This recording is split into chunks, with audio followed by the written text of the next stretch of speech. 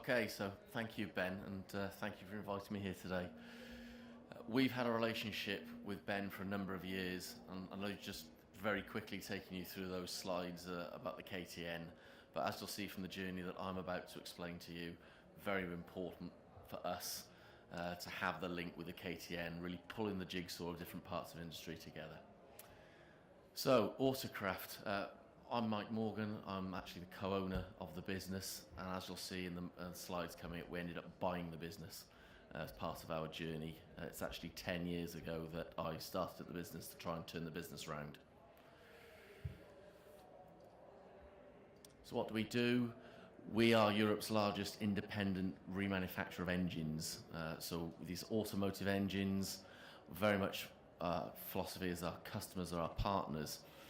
So we sit in the background behind the likes of Ford, JLR, Aston Martin, the companies you can see up there, building the engines for them in low volumes that they don't want to do in their own plant because of complexity or because it's remanufactured product rather than new. So very diverse business, but significant volumes. So 2,000 engines a month on a single shift basis.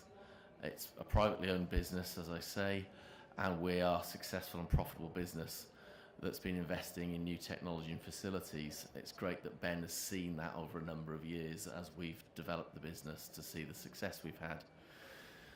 What we can honestly say is Industry 4 is now at the heart of everything we do. It wasn't, but it now is, and it's more affordable than we ever thought it would be, and that's some of the story I'm going to share with you today. So you can see the decline, and when we bought the business, there was no investment prior to us buying the business, and since then, the profit that we've been making, we've been reinvesting for our future. It's all been because of innovation. So in the past, where the previous owners wouldn't invest, we as a management team have invested, and I'll share with you that journey now. So this is our main production line for many, many years on the left-hand side.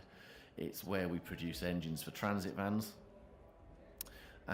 We do 30 a day, and you'll see there very little technology. It's hand-built tools, very much relying on people to have the process and the skills of the actual operator.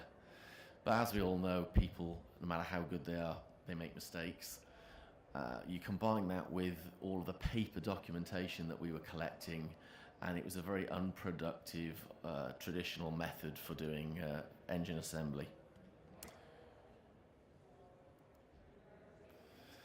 That's how we now do it, and we've made that step in only the last 2 or 3 years as part of the longer journey that I just shared with you. So this is making engines for Jaguar Land Rover, making 8 per shift, 1 an hour off the 5 stations in front of you. Still using people, so not conveyor lines, which gives us the flexibility, but now we've got lots of things in those cells, lots of technology, which helps the operator not make a mistake. So everybody's familiar with barcode scanning, but we've just gone to the next level. So when you talk about some of the opportunities we now have, we used to have to measure all the parts as part of the assembly process, but our suppliers had already measured them to check they were okay before they delivered them. So we got the suppliers to put barcodes on them, so they come in with a barcode on. We read the barcode, we therefore know the exact size of that component before it goes into the assembly. Huge efficiency savings and investment savings for us on measurement equipment. So we've got live HMI screens. You see that on an individual workstation up there on the right-hand side of the slide. And you'll see that there are individual tools. They're all controlled by the HMI in a specific sequence. So you can no longer do anything in the wrong order. You are guided through the whole process by the sensors and the screen itself. So in the arms that come over, that you can see that come over to help hold the tools.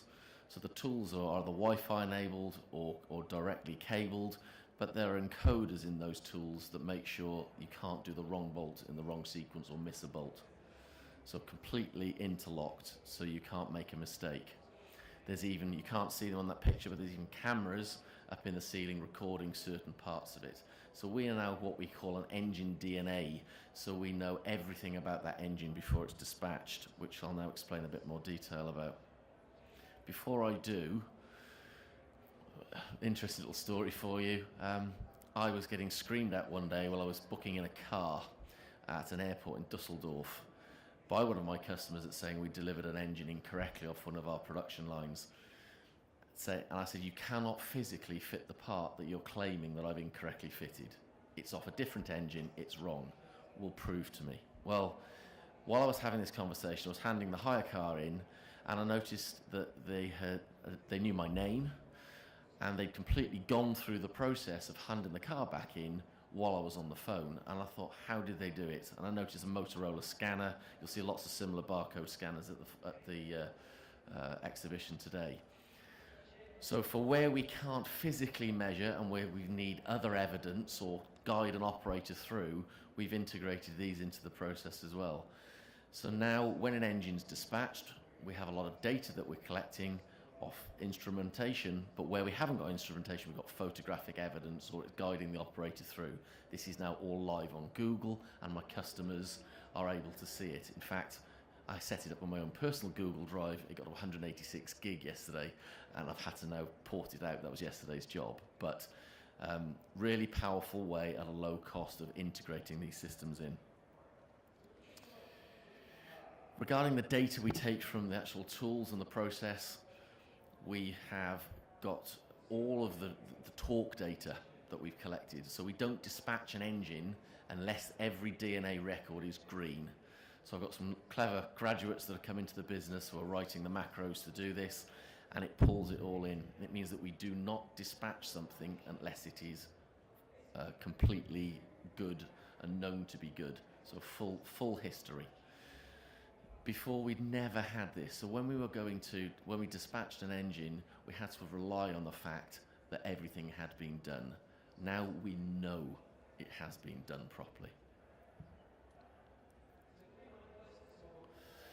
The outcome that JLR have allowed me to share with you, some of this data, is absolute game changer for us.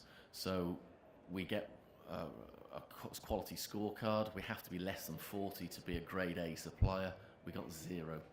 2,500 engines produced, no major issues. We also did some special projects for them.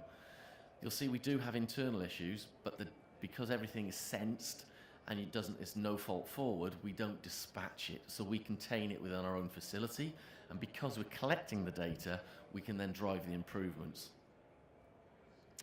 So using the data, you'll see there to 2016 to 2017, and we've driven significant improvements in our business, eliminating a lot of quality. And when I talk about the cost of implementing Industry 4, it's not a big cost, but the hidden payback that we've had from making this investment, and as a management team with our own money, we're quite focused on that. It has been immense. It's paid back much faster than we ever anticipated. So just a brief summary, really, because I'm keen that we get to the questions at the end. We've managed to achieve 0 defect quality. We've never achieved that previously before we put Industry 4 in.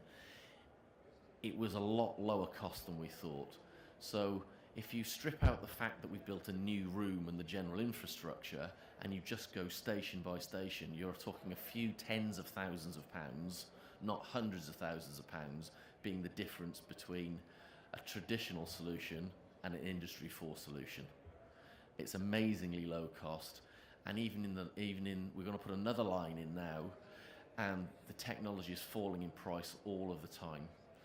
So what you'll find is you'll invest, it'll pay back a lot faster than you're expecting, but the next time you come to invest, because it is tech, the price has fallen, but there'll also be some other new things to integrate, because this is moving really fast at the moment.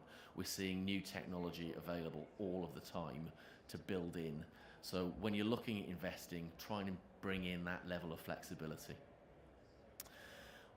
Skills is always going to be an issue. So from an employer's perspective, what we've done to try and bridge that skills gap is I've got traditional engineers that know how to do the process, I then have a problem of they don't understand computing. So, but there are young graduates or school leavers that really do have grown up with technology. So I've paired them together to get the best out of them. So don't think that's a barrier either. I was concerned, and I was really pleasantly surprised how the whole team has integrated really well. And the last thing is the question is, go and try it for yourselves. I was really scared by it. I'm now a real convert. Here I am preaching about it. It's a lot easier than you may think. It's lower cost than you think. And the benefits are far, far greater than I could ever have imagined. So hopefully when you get to the questions and answers, please ask questions at the end, and I can tell you a bit more about the detail if you're keen to understand. Thank you very much.